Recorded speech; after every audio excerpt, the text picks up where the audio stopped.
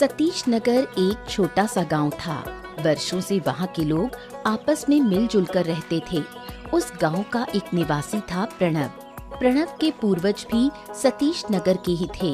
वो बचपन से ही बहुत ही उदार स्वभाव का था। वो सबके साथ हमेशा अच्छा व्यवहार करता था।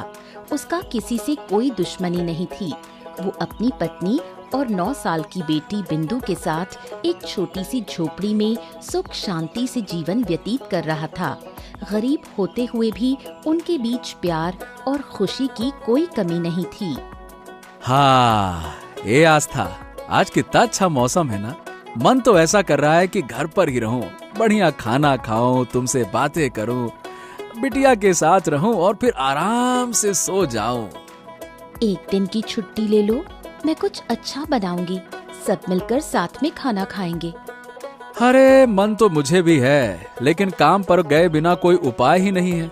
अभी अभी बिटिया का स्कूल में दाखिला करवाया है। अब काम मन लगाकर करना होगा, ऐसे काम नहीं चलेगा।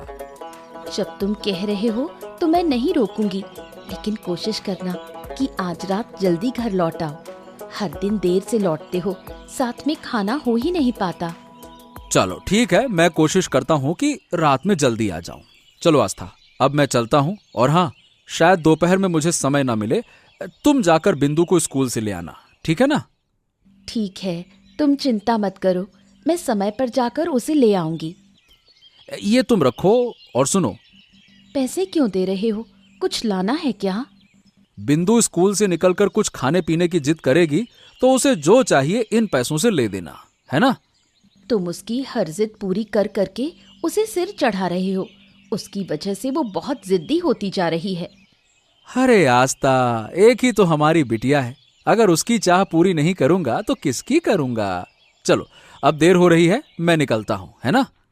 प्रणव पत्नी को विदा कहकर अपने काम के लिए निकल पड़ा। गांव में एक ही किराने की दुकान थी। वो दुकान मुरली नाम का दुकानदार चलाता था। मुरली एक लालची किस्म का इंसान था।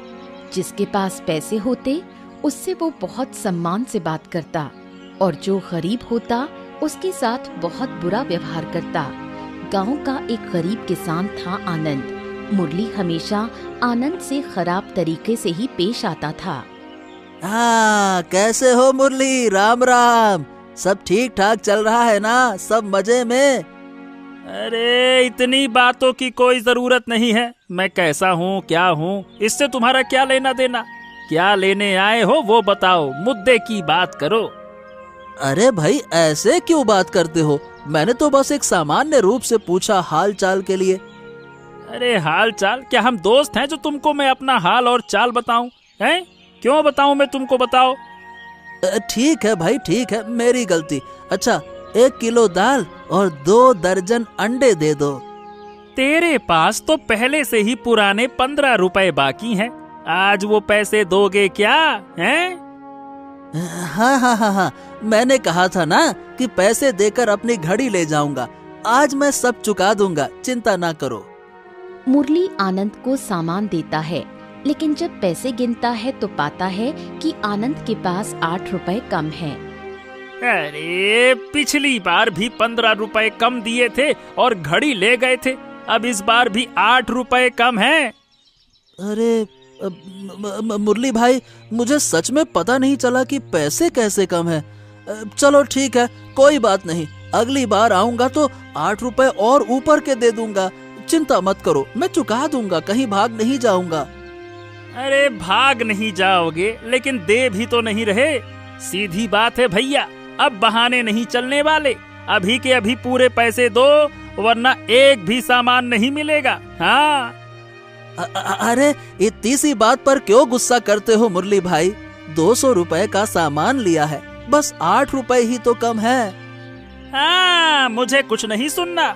जब तक पूरे पैसे नहीं दोगे कोई सामान नहीं मिलेगा, सीधी बात है।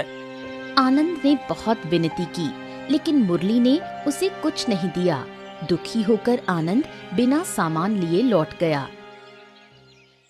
गांव में एक बड़ा कपड़ा कारखाना था, जिसके मालिक थे किशनलाल। किशनलाल एक बुजुर्ग व्यक्ति थे। जीवन भर की मेहनत के बाद उन्होंने ये कारखाना खड़ा किया था। लेकिन उम्र की वजह से अब वो खुद सब कुछ नहीं संभाल पाते थे। इसलिए उन्होंने प्रणव को अपने कारखाने की देखरेख और हिसाब किताब की जिम्मेदारी दे दी थी, क्योंकि उन्हें प्रणव पर अंधा विश्वास था। मालिक, शहर से काफी दबाव आ रहा है। सुनने में आया है कि जो आदेश दिए जा रहे हैं उनके मुताबिक कपड़े बनाए नहीं जा रहे हैं। हमारे मजदूरों की तरफ से बहुत सारी गलतियां हो रही हैं। अरे ये तो चिंता की बात है।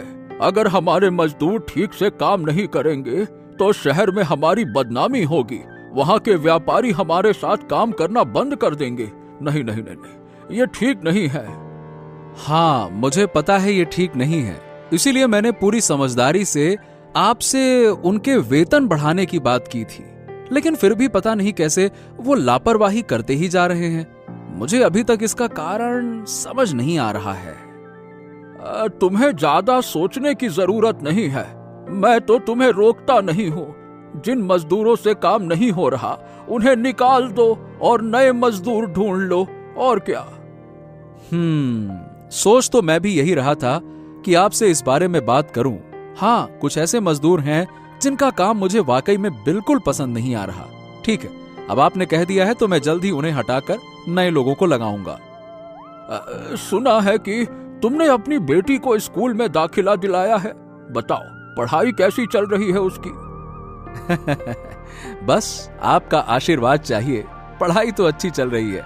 अब एक ही बेटी है, उसी के लिए सारे सपने हैं, उसी के लिए सारी जिंदगी है अब। मुझे पूरा विश्वास है कि तुम्हारी मेहनत एक दिन जरूर रंग लाएगी। अच्छा, कल का पूरा हिसाब मैंने मिला लिया है, लेकिन आप एक बार देख लीजिए। ये रहा। तुमने देख लिया तो मेरे देखने की कोई जरूरत नहीं है।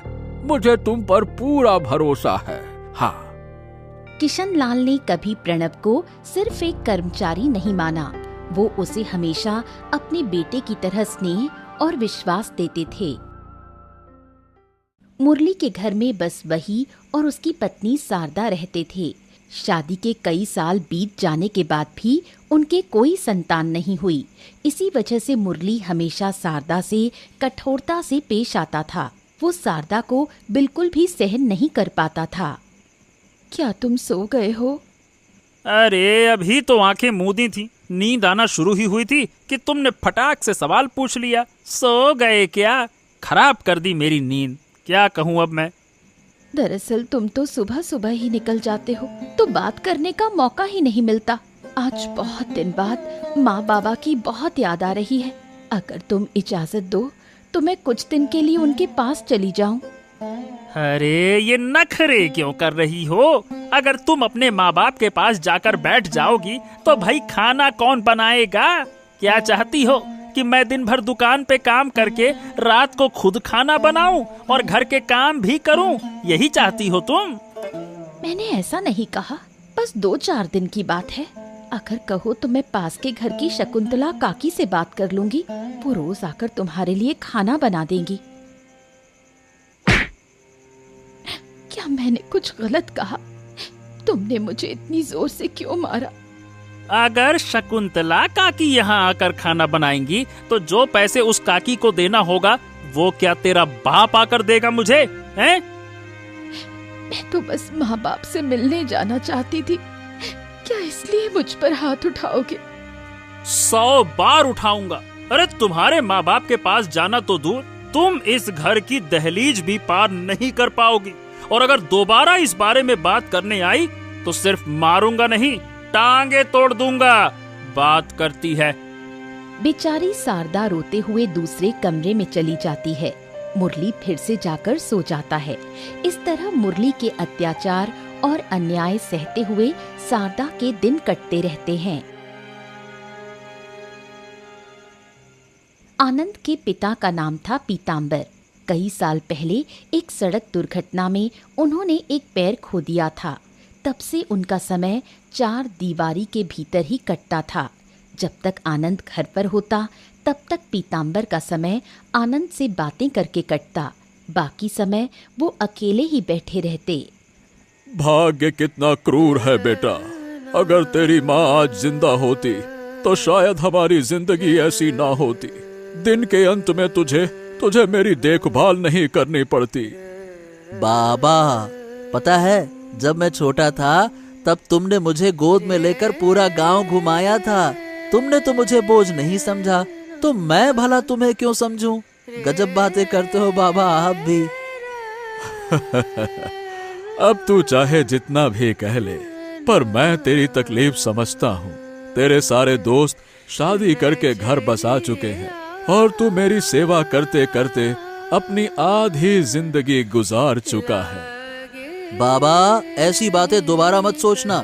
मैंने तुम्हें कभी भी बोझ नहीं समझा, बल्कि तुम हो इसीलिए दुनिया इतनी खूबसूरत लगती है। तुम्हारी सेवा में ही मुझे अपनी खुशी मिलती है। लो लो बाबा, मैं खाना खिलाता हूँ। लो खाओ खाओ खाओ, मुंह खोलो। इसके बाद आनंद अपने हाथों से पीताम्बर को खाना खिलाता है। वो अपने पिता को बहुत प्यार करता था और उनकी देखभाल में कोई कसर नहीं छोड़ता था। प्रणव और मुरली के बीच अच्छी दोस्ती थी। प्रणव सबके साथ अच्छा व्यवहार करता था, लेकिन मुरली केवल इसलिए उसके साथ अच्छे से रहता था क्योंकि प्रणव गांव के अमीर आदमी किशन लाल के कारखाने में काम करता था। हा, तू तो मुझको भूल ही गया है। क्यों भाई, कितने दिन बाद दर्शन दे रहे हो? बहुत व्यस्त हो गए हो, और इतने व्यस्त हो गए कि हमारी दुकान में ही आने तक का वक्त नहीं है तुझे। हैं? कहाँ बिजी है आजकल? हैं? बता बता। अरे अब क्या कहूँ मुरली, तू जानता है ना, किशन लाल बाबू की फैक्ट्री का सारा काम मेरे जिम्मे है, इसीलिए काम का थोड़ा दबाव रहता है, बस वही। हाँ, समझ गया। बड़े आदमी की बड़ी फैक्ट्री और बड़ी नौकरी तो बड़ा काम। समझ गया। अब तू बहुत बिजी हो गया है। अब तेरे पास अपने दोस्तों के लिए समय नहीं है, ये बोल और क्या। तू सच में पागल है मुरली। चाहे मैं कितना भी व्यस्त हो जाऊं, मेरे लिए मेरे परिवार और मेरे दोस्त सबसे पहले हैं। अच्छा बता, तू इतने दिन बाद आया है, चल दोनों मिलकर बढ़िया गरम गरम चाय पीते हैं चुस्कियों के साथ और गपशप करते हैं। चल ना। ओहो, आज मत कहे यार, आज नहीं हो पाएगा। 2-3 दिन बाद आराम से फुर्सत निकाल कर आऊंगा, तब जमकर चाय पियेंगे और खूब बातों पे बातें लड़ाएंगे, ठीक है? अरे यार तू भी ना, वैसे भी दुकान में मेरा समय कटता नहीं है, ऊपर से वो दास पाड़ा वाला आनंद है ना, अरे क्या कहूँ, उसके चक्कर में बड़ा झंझट में फंस गया हूँ। आनंद? क्यों? उसने क्या कर दिया? अरे क्या बताऊं यार, हर दिन कुछ न कुछ खरीदने के लिए आ जाता है और पैसे पूरे देता नहीं है। उस दिन मौका मिला तो मैंने भी उसे जमकर सुनाया। दिमाग खराब कर रखा है उसने। अरे ऐसे कितनी उधारी करता रहूं मैं उससे। हाँ, ये बात भी सही है। अच्छा, आनंद वैसे करता क्या है? मतलब खेत जोतकर घर चलाता है ना, गरीब आदमी है। तू अपमान क्यों करता है? अपमान मत करा कर उसका। अरे तो गरीब है तो मैं क्या करूं यार, मेरा भी तो घर है और इसी दुकान के सहारे तो मेरा घर चलता है सब कुछ। अब इसी दुकान से पैसे ना आएंगे तो फिर तो मुझे कलप होगी ना। इसीलिए पैसों को लेकर मैं कोई समझौता नहीं करता, चाहे वो गरीब हो चाहे अमीर हो, सीधी बात। मुरली जब प्रणव से बातों में लग जाता है, प्रणव कोई बहाना बनाकर उससे विदा लेता है और वहाँ से चला जाता है। पीताम्बर और किशनलाल के बीच बहुत अच्छी दोस्ती थी। किशनलाल अक्सर पीताम्बर से मिलने और उसका हालचाल लेने उसके घर जाया करता था। आज सूरज किस दिशा में निकला है? तुझे तो अपनी फैक्ट्री से फुर्सत नहीं मिलती है, आज कैसे वक्त निकालकर मुझे देखने आ गया? मुझे पता है कि तू मुझसे नाराज है, लेकिन फैक्ट्री की जिम्मेदारियां, मजदूरों की तनख्वाह की चिंता, सब कुछ मिलाकर तबीयत थोड़ी खराब हो गई थी बस। अच्छा, अब तबीयत ठीक है ना? हाँ, ये समझ ले कि किसी तरह से चल रहा है। और तू बता, पिछली बार जब आया था तब तो तू बीमार था, डॉक्टर को दिखाया कि नहीं दिखाया? अरे मैं डॉक्टर के पास नहीं जाना चाहता था, लेकिन मेरा बेटा बहुत जिद्दी है। जब तक डॉक्टर से इलाज नहीं करवाया तब तक उसने मुझे छोड़ा ही नहीं। वाह वाह वाह, क्या बात है। सच में तू बहुत किस्मत वाला है जो तुझे आनंद जैसा बेटा मिला है। अरे भाई, आजकल के जमाने में जहाँ माँ बाप की परवाह नहीं करते बच्चे, वहां पे देख तेरा बेटा तेरा कितना ध्यान रखता है। ये बात तो सही है, मेरा बेटा बहुत अच्छा है। मेरी किस्मत तो वाकई में अच्छी है, लेकिन मेरे बेटे की किस्मत खराब है जो उसे मेरे जैसा बाप मिला। मैं कभी उसके लिए एक अच्छा पिता नहीं बन पाया। ऊपर से अब इस अपाहिज शरीर के साथ उस पर बोझ बनकर बैठा हूँ। ओहो, तू ऐसा क्यों सोचता है? हाथ से तो किस्मत में लिखे होते हैं, इसमें तेरा कोई दोष नहीं। और आनंद तुझसे बहुत प्यार करता है, तेरा आदर करता है। मुझे नहीं लगता कि उसने कभी तुझे बोझ समझा है। जानता है मित्र, इंसान की जिंदगी का सबसे बुरा पल कौन सा होता है? जब हर पल उसे ये याद दिलाता है कि वो अपने ही बच्चों पर बोझ बन गया है। खुद को बहुत नाकाम महसूस करता हूं मैं मित्र। अरे, तू बेवजह खुद को दोष दे रहा है। इसमें तेरा कोई कसूर नहीं है और बेटे का फर्ज होता है माता पिता की सेवा करना, और आनंद ये फर्ज बखूबी निभा रहा है। इसमें खुश होना चाहिए, तू दुखी हो रहा है। पीताम्बर अपने जीवन के दुख किशनलाल से बांटता है और किशनलाल उसे ढाढ़स बंधाता है। मुरली हमेशा आनंद से बुरा बर्ताव करता था, लेकिन उसकी पत्नी शारदा का आनंद के साथ बहुत अच्छा रिश्ता था। शारदा आनंद को दादा कहकर बुलाती थी। आनंद दादा, घर पर हो? जरा बाहर आओ ना। अरे सरदा, इस अंधेरे में मेरे घर के सामने क्या कर रही है? अच्छा, अंदर आ, आजा, बैठ। नहीं दादा, अब बैठने का समय नहीं है। तुम्हारे बिना नहीं खा सकती, इसलिए तुम्हारे और काका के लिए थोड़ा ले आई। अरे पागल, इतनी मेहनत क्यों की मेरे लिए? चल, अब जब ला ही दिया है तो ला दे। अब मैं चलती हूँ, वो घर पर नहीं है। लौटे तो अगर मुझे घर पर नहीं पाया तो बड़ी मुसीबत हो जाएगी।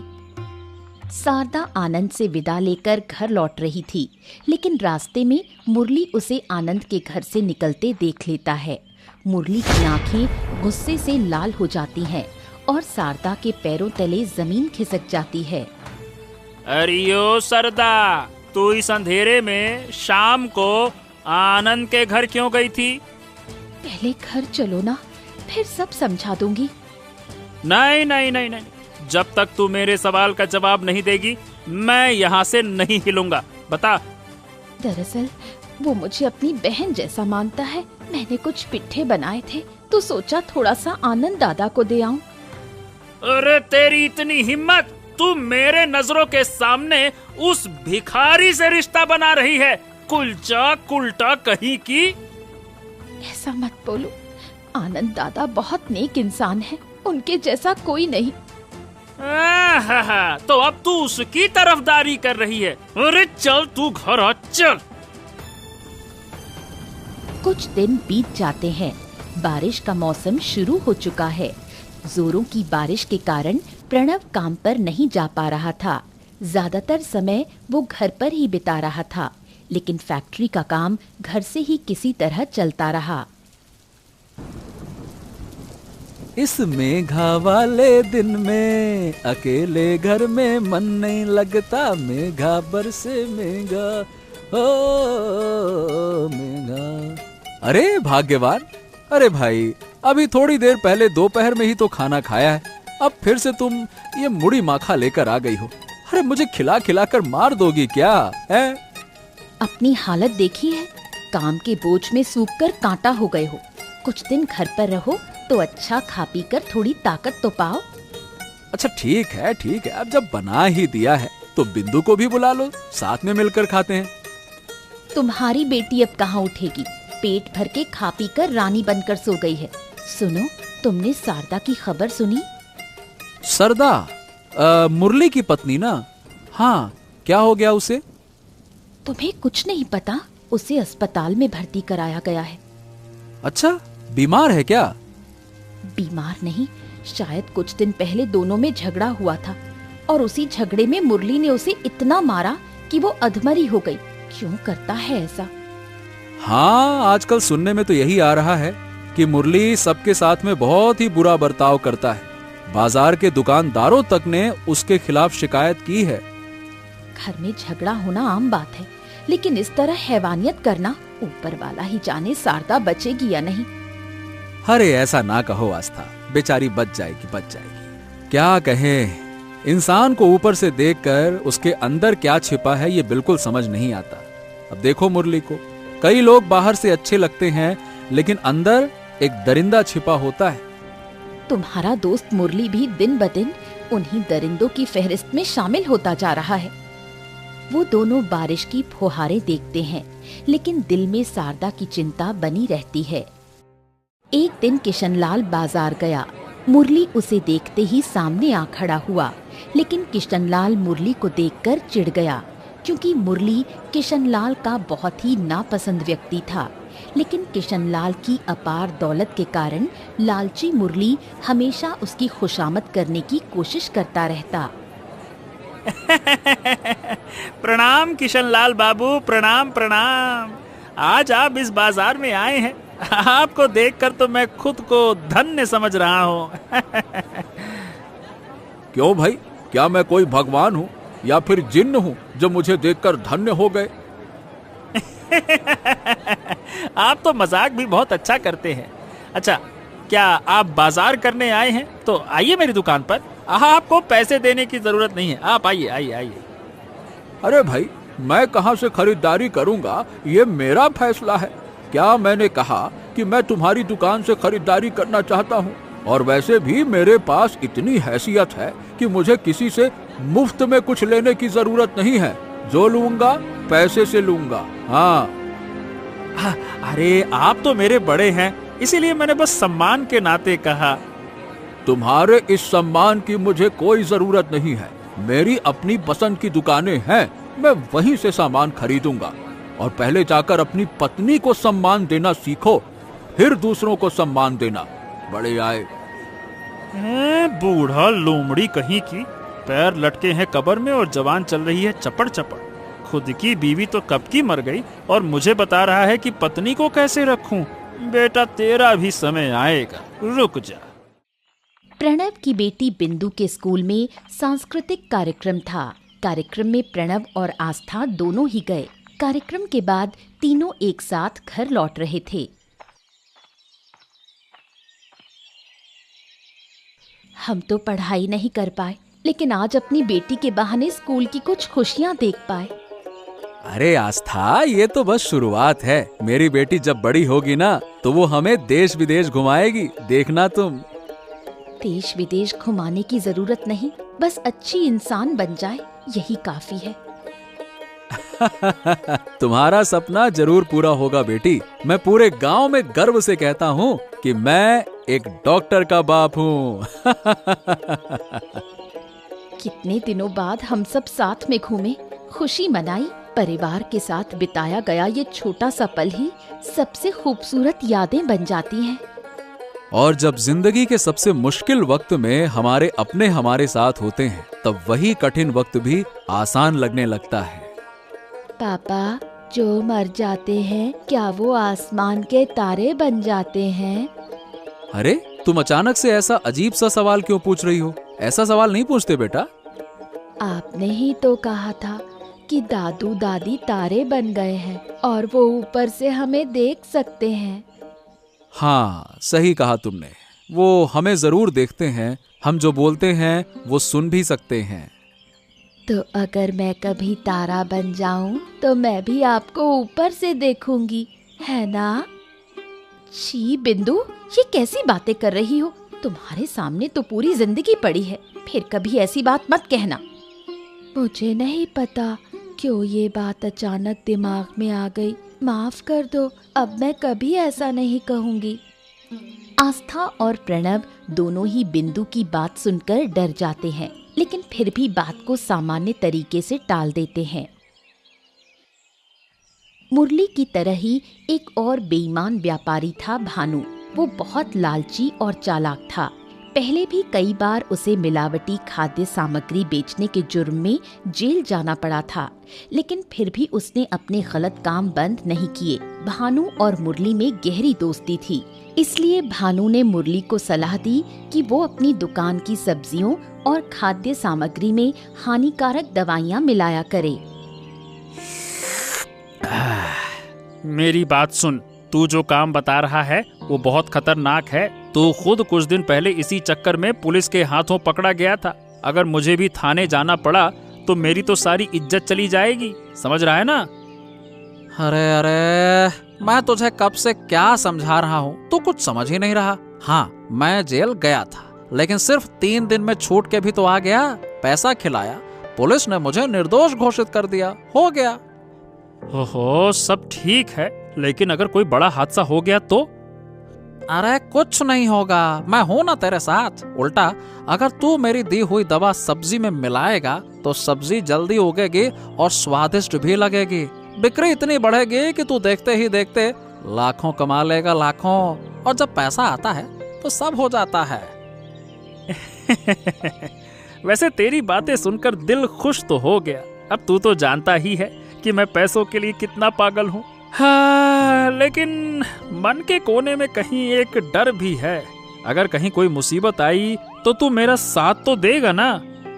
हाँ बिल्कुल दूंगा भाई, बिल्कुल। ये भी कोई कहने वाली बात है? तू बस मेरी बात मान ले। अगर तुझे कोई फायदा नहीं हुआ तो मैं अपनी दुकान ही बंद कर दूंगा। ले, मैंने जबान दे दी, अब बोल। धीरे धीरे मुरली भी भानु जैसा ही चालाक बन गया।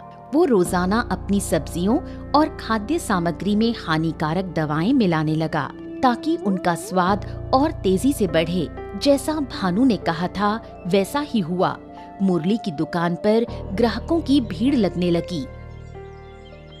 एक तरफ मुरली मिलावटी खाने का सामान बेचकर खूब पैसा कमा रहा था, दूसरी तरफ उसी मिलावटी खाने से गांव के छोटे बड़े कई लोग बीमार पड़ने लगे थे। उन्हीं में से एक था पीताम्बर। अचानक उसके पेट में जबरदस्त दर्द हुआ और फिर धीरे धीरे उसकी तबीयत बिगड़ने लगी। बहुत इलाज करवाने के बाद भी वो ठीक न हो पाया। अपने प्रिय दोस्त की तबीयत की खबर पाकर किशनलाल उसे देखने दौड़ा चला आया। अरे ये अचानक से गांव में पता नहीं कौन सी महामारी फैल गई है, कुछ समझ नहीं आ रहा है। अस्पतालों में एक भी जगह खाली नहीं है। बच्चों से लेकर बूढ़े तक सबको पेट की भयंकर समस्या हो रही है। कोई डॉक्टर नहीं छोड़ा, कितनी कोशिश की, लेकिन पापा की हालत में कोई सुधार ही नहीं हो रहा। कई दिनों से ठीक से खाना भी नहीं खा पा रहे हैं बेचारे। हाँ भाई, अब तो खाने पीने में बहुत सावधानी बरतनी होगी। पेट की बीमारी शायद खाने से ही हो रही है, मुझे तो यही लग रहा है। हाँ, मुझे भी यही लग रहा है कि मेरे दिन अब पूरे हो गए हैं। अब मेरे पास ज्यादा समय नहीं है, तुम लोग मुझसे विदा ले लो। अरे अरे अरे अरे, ऐसी बातें मत कर भाई। मैं और आनंद तुझे कोलकाता लेकर चलेंगे, वहाँ तुझे और अच्छे डॉक्टर से दिखाएंगे, इलाज करवाएंगे। मैं डॉक्टर से भी बात कर चुका हूँ, लेकिन उन्होंने कहा है कि पापा की जो हालत है उसमें शहर जाकर भी ज्यादा उम्मीद नहीं है।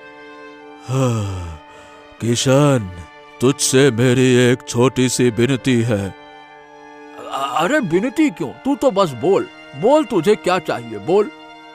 अगर मैं इस दुनिया में ना रहूं तो आनंद की जिम्मेदारी मैं तुझे सौंपता हूँ। तो उसे एक पिता की तरह संभालना, यही मेरा तुझसे आखिरी अनुरोध है।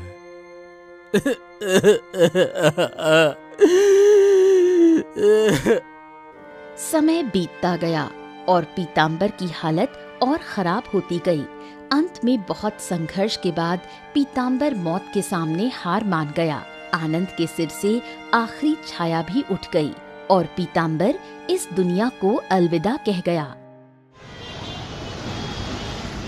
पीताम्बर की मृत्यु के कुछ ही दिनों बाद ठीक उसी तरह प्रणव की बेटी बिंदु बीमार पड़ गई। गांव के डॉक्टरों को दिखाने के बाद भी जब कोई असर नहीं हुआ तो प्रणव उसे शहर के डॉक्टरों को दिखाने ले गया, लेकिन वहां भी कोई विशेष लाभ नहीं हुआ। बिंदु की हालत भी दिन ब दिन पीतांबर जैसी होती गई। प्रणव और आस्था दोनों टूट चुके थे। कई दिनों से बच्ची सिर्फ पानी पी रही है, कुछ भी नहीं खा रही। ऐसे में वो और भी कमजोर होती जा रही है। मुझे बहुत डर लग रहा है। मैं डॉक्टर से बहुत विनती कर चुका हूँ आस्था, वो अपनी तरफ से पूरी कोशिश कर रहे हैं, लेकिन वो भी समझ नहीं पा रहे हैं कि अचानक से ऐसा क्या हो गया है। जैसे कोई नया अभिशाप आ गया है हमारे जीवन में। अब हम क्या करेंगे? आस्था शांत हो जाओ, ऊपर वाले पर भरोसा रखो। इतनी आसानी से हार नहीं मान सकते हैं। मैं अपनी पूरी जान लगा दूंगा, लेकिन अपनी बेटी को ठीक करके रहूंगा, चाहे कुछ भी हो जाए। मैं ऐसे नहीं जाने दूंगा। माँ पापा, मेरे हाथ थोड़ी देर के लिए और पकड़ कर रखो, मुझे बहुत तकलीफ हो रही है। पापा, मैं तारों के देश में तुम्हारा इंतजार करूंगी, तुम आओगे ना? नहीं बेटा, नहीं नहीं नहीं, ऐसा मत कहो। तुम जल्दी ठीक हो जाओगी, घर लौटकर फिर से खेलोगी, पढ़ाई करोगी, हमसे बातें करोगी और बड़ी होकर डॉक्टर बनोगी। तुम्हारे लिए एक बहुत खूबसूरत जीवन इंतजार कर रहा है बेटा, ऐसा ना कहो बेटा। माँ पापा, तुम लोग खुश रहना। मैं जल्दी ही उस देश में तुम्हारा इंतजार करूंगी। मैं तारा बनकर तुम्हें देखूंगी। अचानक बिंदु की आंखें बंद हो जाती हैं। प्रणव और आस्था उसे बार बार पुकारते हैं, लेकिन कोई जवाब नहीं मिलता। वो समझ जाते हैं कि बिंदु अब इस दुनिया में नहीं रही। सारी उम्मीदों को तोड़कर बिंदु दुनिया से विदा ले लेती है। प्रणव और आस्था अपनी मृत बेटी को लेकर गांव लौटते हैं और उसका अंतिम संस्कार करते हैं। बिंदु की मृत्यु के बाद पूरे गांव में दुख का साया छा गया। एक एक करके कई लोग मरने लगे। ये सब एक सामान्य महामारी जैसा लग रहा था, लेकिन किशन लाल को कुछ शक हुआ।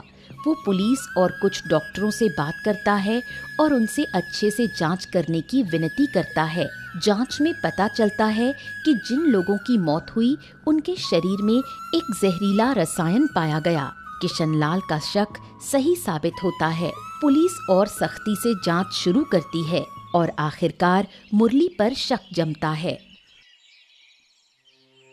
मुरली बुरा हो सकता है, लेकिन इतना घिनौना काम करेगा ये तो मुझे भी नहीं लगता। हाँ प्रणव, लेकिन कल पुलिस उसके घर और दुकान पर छापा मारेगी, तभी सच्चाई सामने आएगी। अगर सच में उसने ऐसा कुछ किया है तो जो सजा उसे मिलेगी वो भी कम होगी। अगली सुबह पुलिस मुरली के घर और दुकान को घेर लेती है। तलाशी में पुलिस को उसके घर से एक रासायनिक दवा की बोतल मिलती है, वही रसायन जो मरे हुए गांव वालों के शरीर में पाया गया था। पापा, मैं तारा बनकर तुम्हें देखूंगी, तारों के देश में तुम्हारा इंतजार करूंगी, तुम आओगे ना? आऊंगा बेटा, आऊंगा, बहुत जल्द तुम्हारे पास आऊंगा।